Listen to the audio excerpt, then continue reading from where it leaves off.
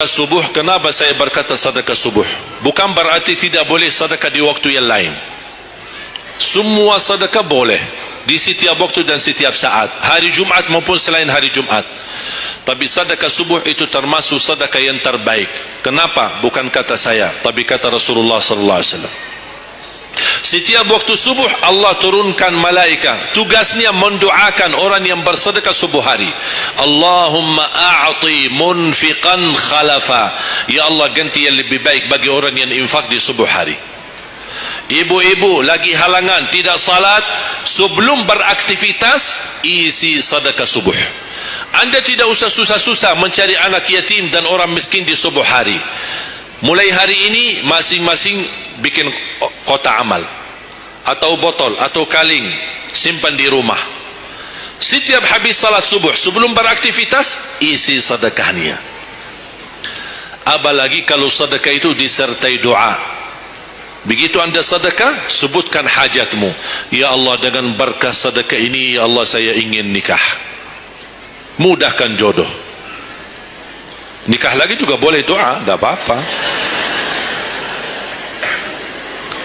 Ada yang sedang melamar kerjaan, anda isi wallahi dahsyat, amalan ini wallahi dahsyat, manfaatnya banyak untuk menyembuh penyakit, menabulkan hajat, memudahkan urusan, dan tidak pernah saya sampaikan amalan ini, semua alhamdulillah berhasil mendapatkan hajatnya.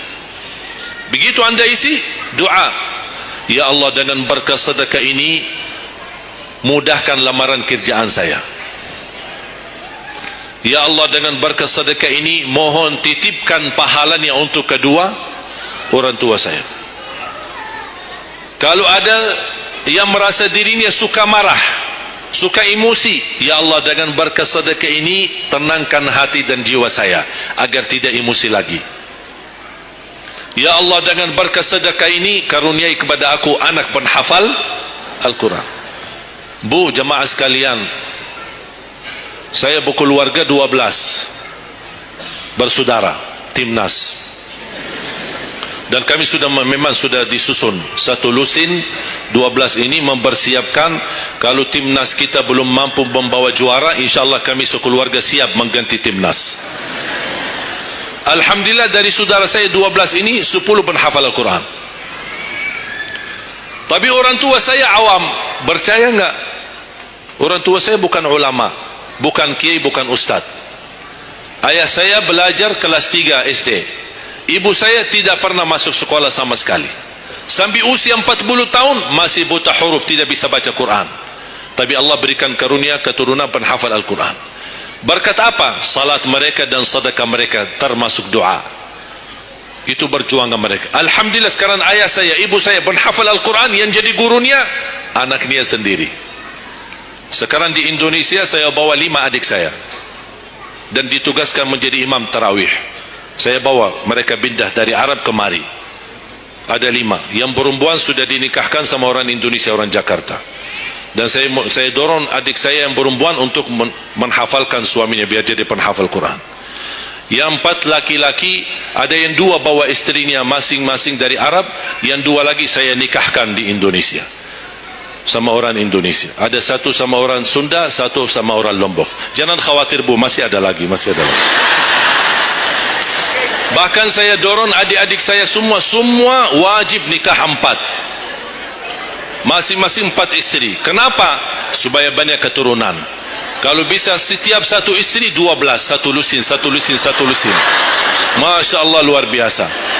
Mengapa? Karena kita punya perjuangan yang masih panjang. Cita-cita saya mencetak 1 juta penghafal Al-Quran di Indonesia. Ketika saya datangkan adik saya tugaskan sama mereka dan tegas, kalau kalian datang hanya mau berhiburan, pulang. Kalian di sini untuk bersama-sama memperjuangkan untuk mencetak 1 juta penghafal Al-Quran. Dan alhamdulillah program ini sudah jalan. Dan kita terus memperjuangkan, dan saya harap semua jamaah insyaAllah berkenan terlibat dalam program ini. Cita-cita saya semua masjid se-Indonesia insyaAllah diimami imam penghafal Al-Quran 30 juz. Bahkan lebih hebat lagi cita-cita saya, insyaAllah saya yakin akan terjadi. InsyaAllah di demikian hari, di waktu yang Allah insyaAllah tentukan, insyaAllah presiden kita penghafal Al-Quran. Coba, ya Allah, rasanya enak. Langsung diumumkan di Masjid Istiqlal, khatib dan imam salat Idul Fitri, penghafal Al-Quran 30 juz, Presiden Republik Indonesia. Oh, mantap. Imam salat Idul Adha, Presiden kita. Salat Jumat, khatib dan imam, Presiden kita. Tidak perlu ganti imam. Udah tidak perlu ganti imam, subhanallah, luar biasa. Coba, saya kagumi ketika membaca dan melihat YouTube-nya Presiden Erdogan, Turki. Walaupun beliau bukan penghafal Al-Quran, tapi murattal bacaannya beliau, Masya Allah. Mana ada sekarang presiden di dunia Islam sebagaimana bacaannya yang benar. Ini sudah saatnya, tapi bukan sekarang ya, nanti maksud saya, sabar dulu. Nanti jadi kacau nanti semua. Nah, sabar dulu. InsyaAllah ada waktunya. InsyaAllah. Mulai dari sekarang kita yuk bersama-sama mempersiapkan untuk kalau anda gagal menjadi penghafal Al-Quran, jangan gagal anakmu, cucumu, generasi yang ini semua. Kita melihat, saya bangga. Kenapa saya semangat untuk mencetak 1 juta penghafal Al-Quran? Itu berkatnya acara Hafiz Indonesia. Nonton kan acara Hafiz Indonesia? Nangis ya? Alhamdulillah. Habis tisu kan? Tahu enggak salah satu karunia Allah untuk Indonesia? Ada teman saya berusaha punya TV di Arab.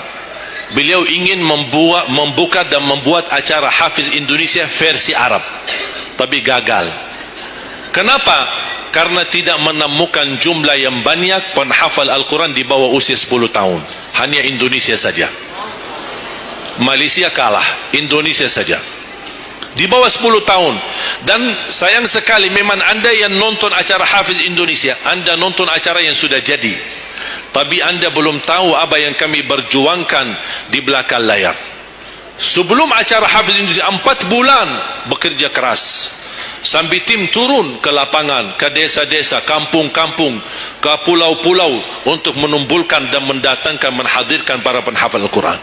Ketika dibawa di Jakarta, 2 bulan berturut-turut kami didik mereka. Yang awalnya pemalu, awalnya ada yang mohon maaf kencing di celananya sendiri, saking tidak berani, takut. Alhamdulillah sekarang menjadi mereka pemberani. Bahkan mereka berlumba-lumba azan subuh. Mereka berlumba-lumba membangunkan sesama saudaranya, sama-sama tertib makan. Kita menghadirkan doktor kesihatan, kita menghadirkan doktor psikologi jiwa untuk menjaga perasaan mereka selama 2 bulan, didampingi kadang-kadang ibu mereka, didampingi kadang-kadang ayah-ayah mereka. Dan semua rata-rata sepakat, orang tua mereka tidak pernah kami merasakan bangga memiliki anak sebagaimana kami melihat perjuangan di Hafiz Indonesia.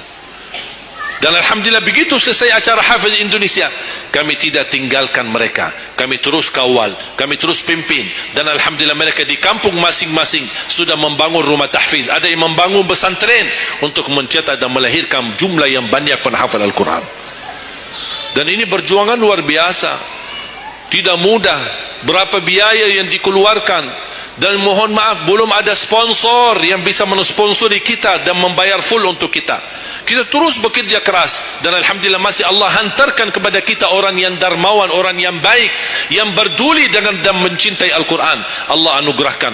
Wallahi menurut saya saat ini, zaman ini, sedekah yang terbaik dan yang termulia, semua apapun yang terkait dengan Al-Quran, itulah yang termulia.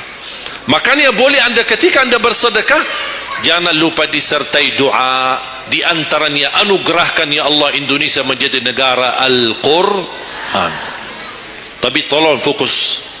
Kalau anda isi sedekahnya, tolong disesuaikan. Jangan isi sedekahnya koin teng, tapi doanya sampai terbit matahari. Tidak ada malunya. Kata Allah, koin-koin aja sedekahnya, doanya dah habis-habis, hajatnya panjang lebar. Malu kita. Bukan Allah tidak bisa, Allah maha bisa menabulkan hajat, tapi kita malu sama Allah. Kok cuma bikin teng, ya Allah, ya Allah, ya Allah, panjang. Fokus. Kalau usulan saya, 1 sedekah 1 hajat, 1 sedekah 1 hajat.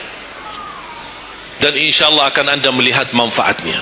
Mudah-mudahan semua yang hadir insyaallah menjadi keluarga besar 1 juta penghafal Al-Quran. 1 juta mencetak penghafal Al-Quran. 1 juta keluarga Al-Quran yang insyaallah akan membangun generasi baru yang membawa Indonesia menjadi baldatun tayyibatun wa rabbun ghafur, dan di masa yang akan datang insyaallah Indonesia menjadi lebih baik. Amin ya rabbal